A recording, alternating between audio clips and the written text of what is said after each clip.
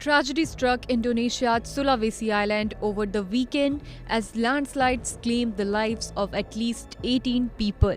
Despite ongoing rescue efforts, including the use of police sniffer dogs, two individuals remain missing, leaving local authorities grappling with the aftermath of this devastating natural disaster.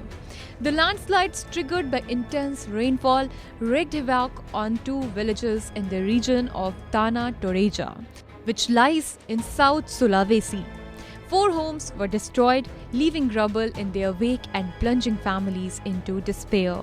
Rescue operations have been met with numerous challenges, compounded by adverse weather conditions and damaged roads that hinder access to the affected areas.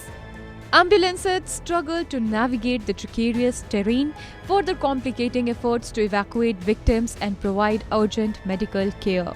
Tanah Toreja, nestled in the heart of Sulawesi, lies approximately 300 kilometers from the provincial capital Makassar. Its mountainous terrain, while scenic, poses significant risks during periods of heavy rainfall, amplifying the threat of landslides and flooding. This tragedy echoes recent events on Sumatra Island, where floods and landslides claimed the lives of at least 26 people, destroying homes and displacing thousands. Indonesia's rainy season, which began in January, shows no signs of relenting, with forecasts predicting further challenges.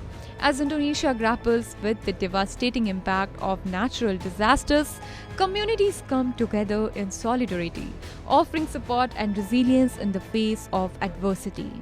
With the spirit of perseverance, hope remains alive even in the darkest of times.